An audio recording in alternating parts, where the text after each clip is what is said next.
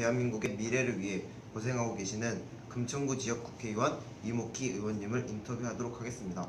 먼저 저희 다 알고 계시는 분이시지만 본인 소개 한번 해주실 수 있으실까요? 예, 저는 경상북도 상주에서 가난한 농부의 7남 2녀 중 3남으로 태어났습니다. 누나가 있으니까 그렇게 치면 네 번째입니다. 경상북도 상주 김천에 있는 초등학교, 중학교, 고등학교를 졸업하고 대학에는 서울로 왔습니다. 제가 입학할 때는 서울대학교 상과대학 무역학과로 입학을 했고, 그 다음에 대학 개편이 있어서 졸업할 때는 군대 갔다 와서 졸업을 했는데 서울대학교 사회과학대학 무역학과를 졸업했습니다. 여러분들은 잘 모르시지만 실제로 내가 젊었을 때는 지금과는 아주 세상이 많이 달랐습니다. 예를 들면 그때는 박정희 유신 독재 시절이었고 전두환 군사 독재 시절이었습니다. 예를 들면 대통령을 국민이 직접 뽑지 못하는 시대였고, 인권과 민주주의가 아주 후퇴되어 있는, 그러니까 인권이 보장되지 못하고 민주주의도 제대로 서 있지 못하는 그런 세상이었습니다. 그래서 뭐를 할 것인가 고민을 하다가 내가 내 혼자 잘 먹고 잘 사는 것은 옳지가 않다. 그러니까 우리 사회가 처한, 나라가 처한 현실을 고쳐야겠다. 그래서 학생 시절에는 이른바 민주화를 위한 시위 집회도 하고 시위도 하고, 그러다가 잡혀가기도 하고, 나중에는 군대를 강제로 끌려갔습니다. 그렇게 했고, 대학을 졸업한 다음에는 그때가 막 우리가 산업화가 급속하게 진행되면서 노동자들이 많이 생겨났고, 사실 그때의 정부는 이른바 기업주들의 편, 돈 많은 사람들의 편을 들어서 노동자들의 일과 삶이 참 힘들고 어려웠습니다.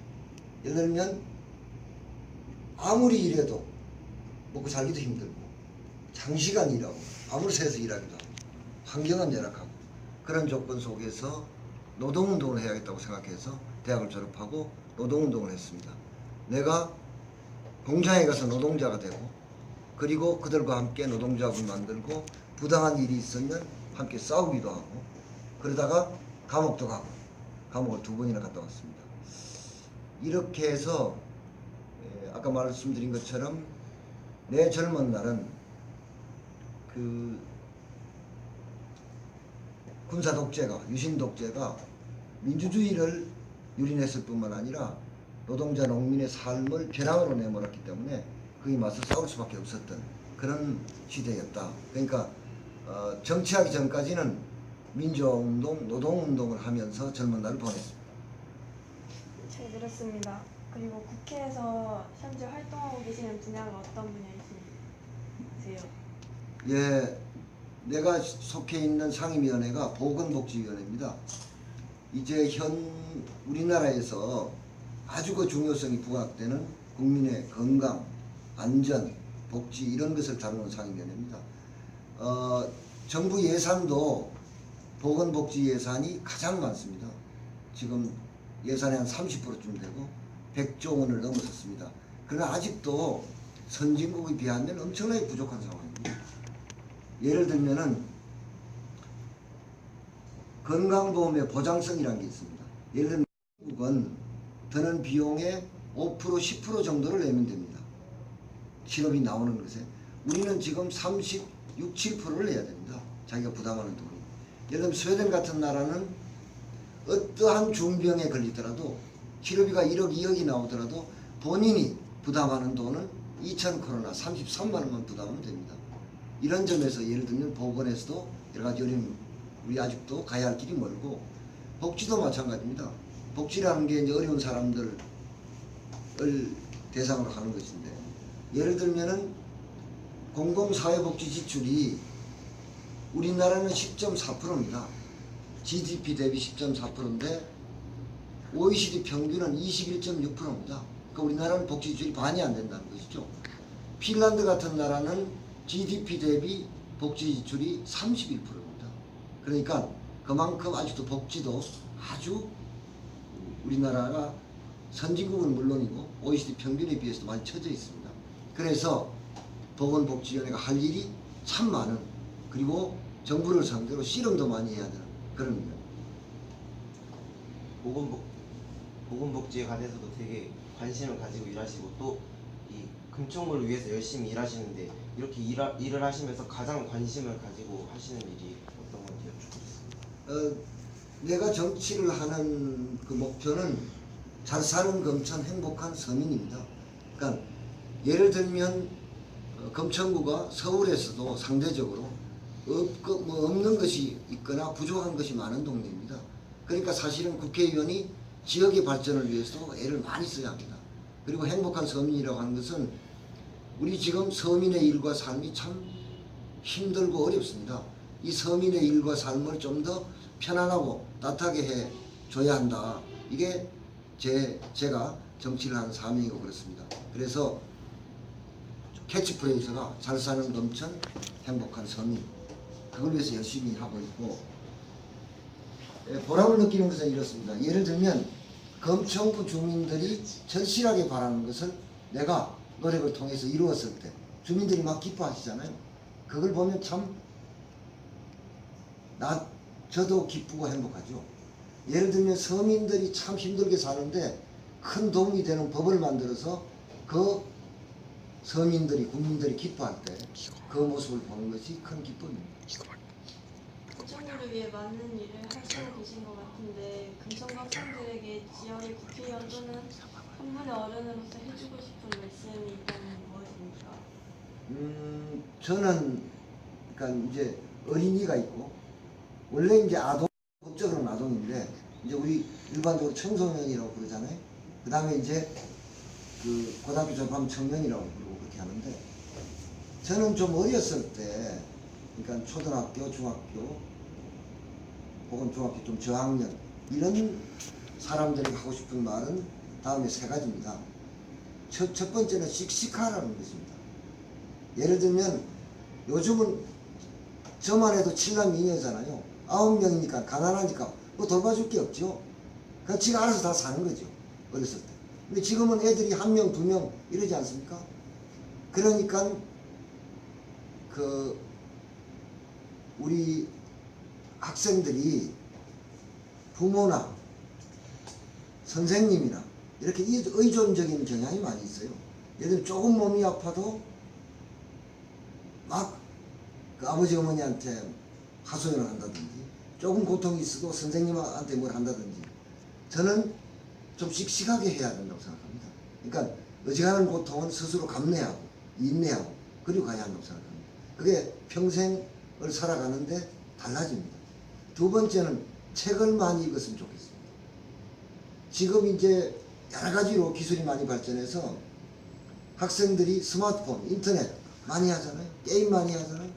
어떤 친구들은 몇 시간씩 하잖아요. 근데 인터넷과 스마트폰에서는 세상을 살아가는 지혜, 설계 이런 게 나온 게 아닙니다.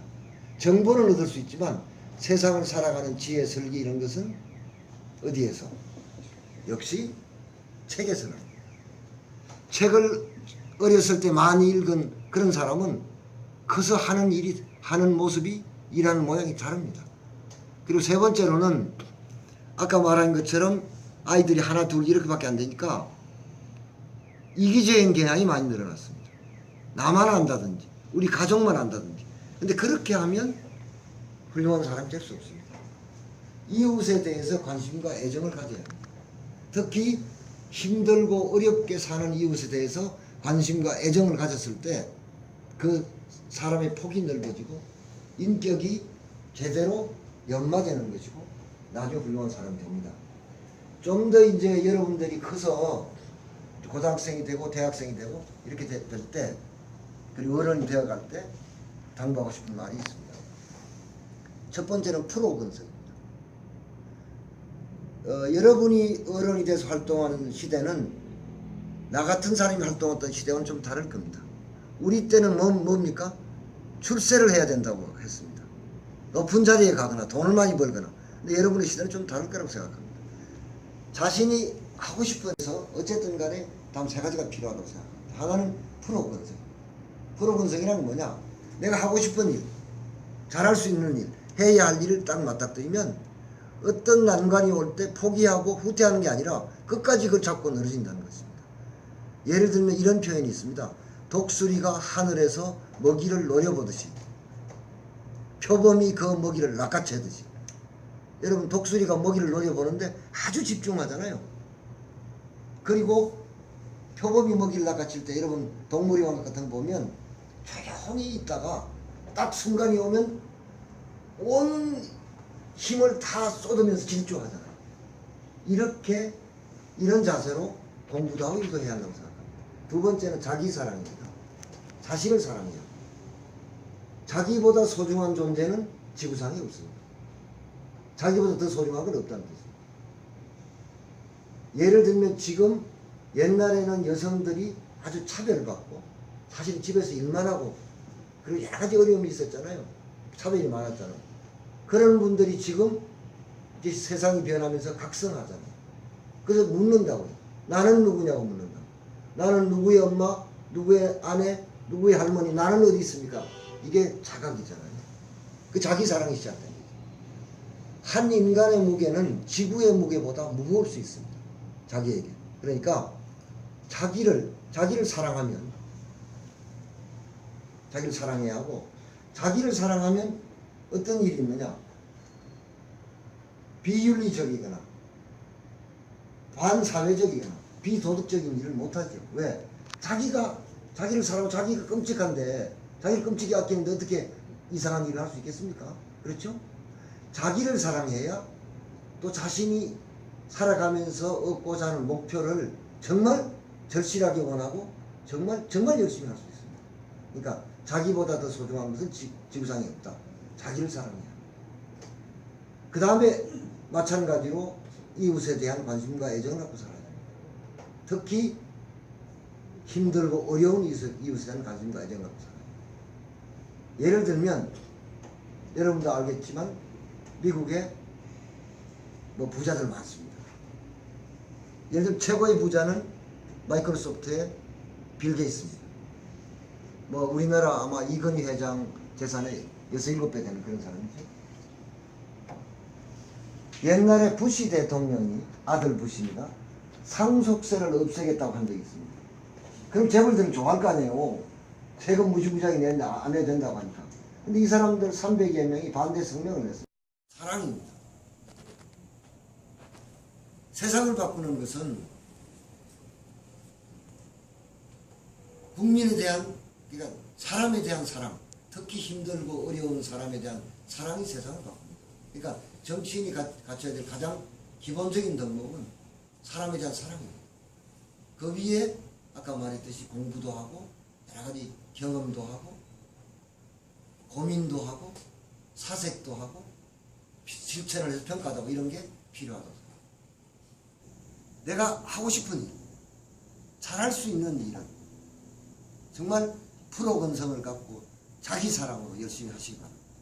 그러면 어른이 됐을 때 주변으로부터 사회로부터 좋은 평가를 받고 뭐 사람은 나서 다 죽잖아요.